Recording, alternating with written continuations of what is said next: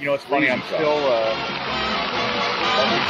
fairly new working hobby. I'm going to house that one weekend. Yeah, I hate to break it up, man, but it's time to change the subject for just about 60 seconds. Video for my Kickstarter.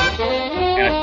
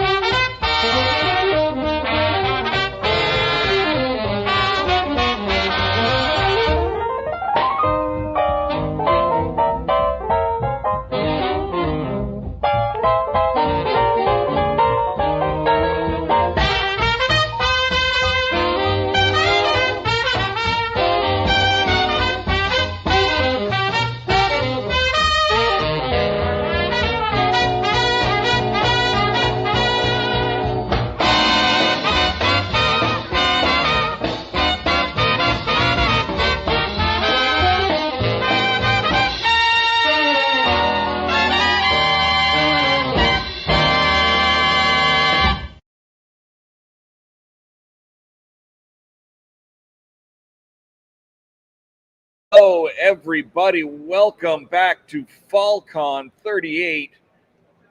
I am Paparazzo, and I'm waiting for this thing to come down. There we go. I am live. Hopefully working out a few more of those technical difficulties we've been having all weekend. Hopefully you can hear me a little bit better than you could at the previous couple of streams. But I'm here with Chris Cooke, who you can't see, and he's going to show us his brand new game, Headway. So I'm going to take that off, and it'll zoom me back over here. It's a little, it has shiny clear cards, which is awesome, but also a little bit glary. So I apologize for that. Yes, sadly. So, Chris, tell us about Headway. For sure. So Headway is a tactical card overlapping game, currently for 2 players, but I'm exploring making it up to 6 players. So you'd be able to play 2, 3, 4, 5, or 6. But it's essentially a game where you're controlling a skeleton that's fallen apart, and you're trying to put yourself back together by drinking your opponent's mojo, which is essentially their soul in a delicious liquid form. So the objective of the game is to overlap your opponent's mojo with your skull card while the opponent tries to do the same to you. To do that, you're going to have to maneuver your bones around the table and create a path for your skull to hop around to get over to their mojo while they try to block you and do the same to you. Yeah, I guess if we want to try it out, we can jump into a game there. As soon as I sneeze. Yeah. Sorry about that, internet. Okay. Yeah, so normally there's a bunch of skeletons you can pick from. We've got the white one and the blue one set aside here. So, Dave, if you want to pick whatever one you like, go for it. I'm a tiki guy, so I love my fishbowl drinks. Go for it. Perfect. You have the drowned guy with the concrete boot. Yeah.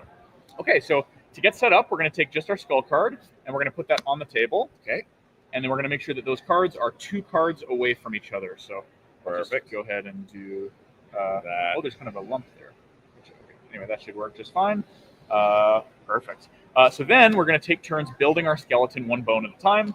And there's 2 rules we have to follow while we do that. All right. The first is that all of our cards have to be behind the front edge of our skull. So none of our cards can cross that line. Right. The other rule is that all of our cards have to form a continuous chain of cards, which means all of them have to be overlapping at least one of our other cards. Something like that. We're basically making a funny-looking skeleton at this point with all of our cards. There is some strategy to this phase once you kind of know what you're doing, but since it's your first game, I like to surprise people and just make them make the funniest-looking skeleton they can. So, all right, then. I think we should do that. So if you want to do your first card, there we go, and then I'll do mine. I'll do another one here like that.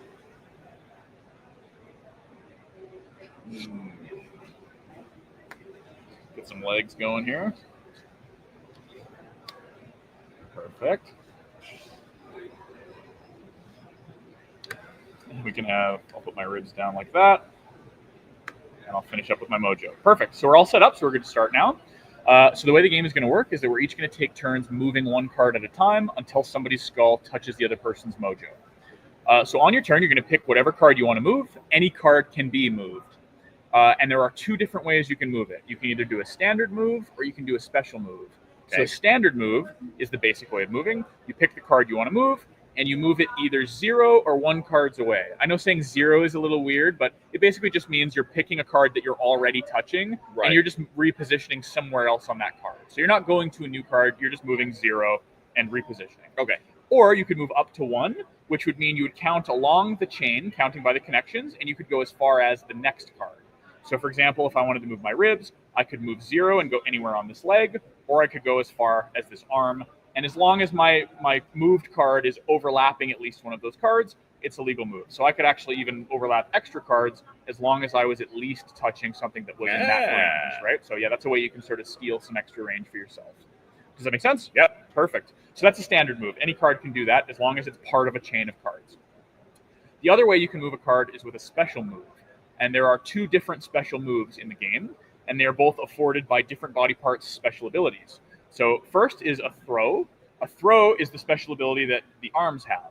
So as a special move, you can move a card that is touching one arm over to the other arm, regardless of distance or interconnectedness at all. So for example, if I somehow had an arm right here, and I had an arm all the way back here, I could throw a card from one arm over to that other arm, no matter what's in between it, as long as it started touching the one and ends up touching the other. That's a throw. The second special move is what's called a recall, and that's a special ability that the ribs give. So as a special move, you can recall any card of yours back to your ribs, once again, regardless of where it is on the table.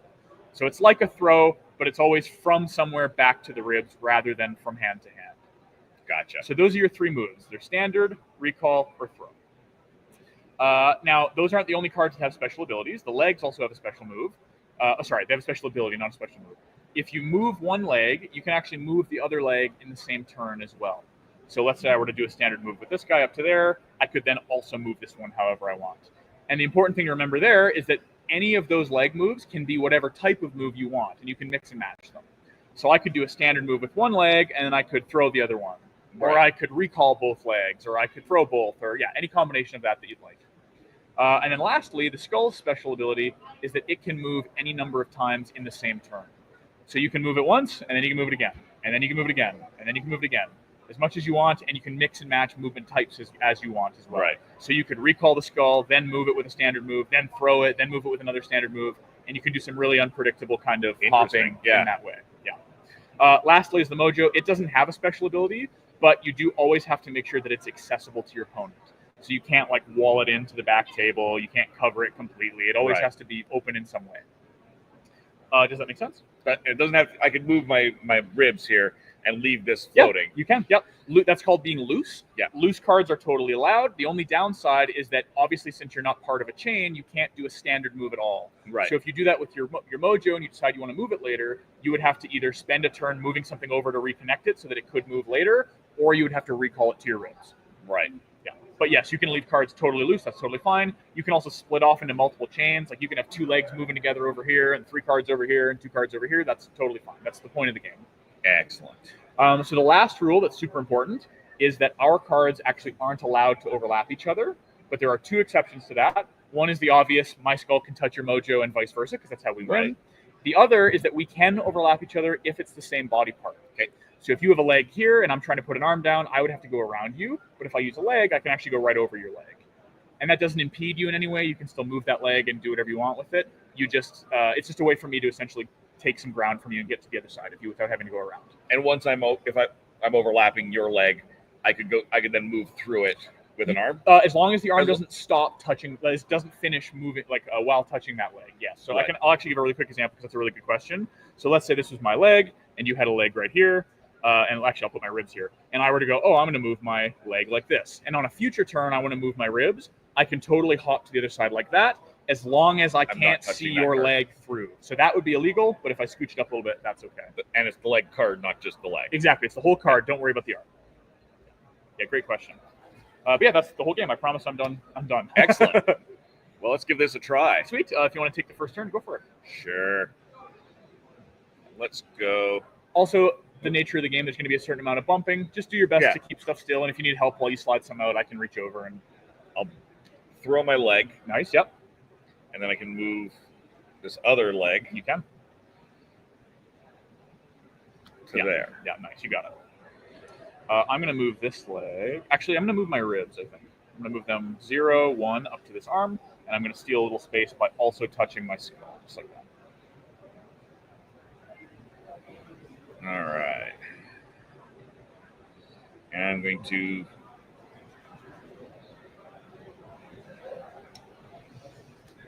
toss that back over here because I left my horrible loose arm dangling. Okay.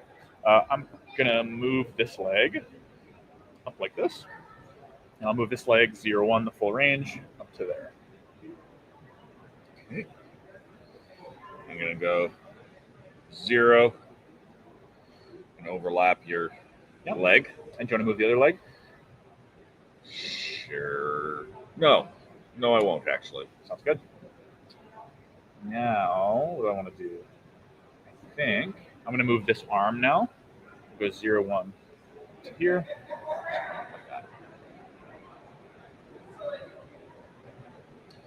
I will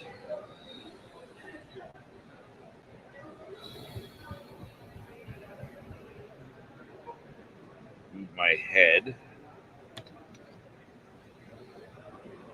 to there and then move my head to there. So remember, your head can't touch a leg because they're not the same body part.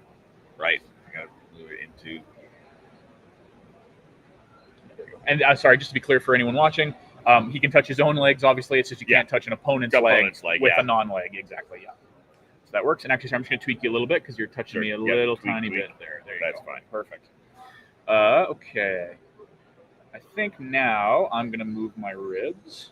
I think that's safe to do, right? Well, hopefully. Let's see if you beat me all of a sudden. And I'm just going to move them up like this, and I'll cross over your ribs just like that. Okay. I'm going to throw my ribs over here. Nice. I'm going to move this leg 1, 2 up to there. And then I can move the other leg. I am going to move it. I'm just going to scooch it 1, 2 over here, just like that. Now, this is overlapping enough that I can move through you. Well, so you always have to end up touching one of your cards. So you can't just like move along me like this. Right. But my leg could go like that.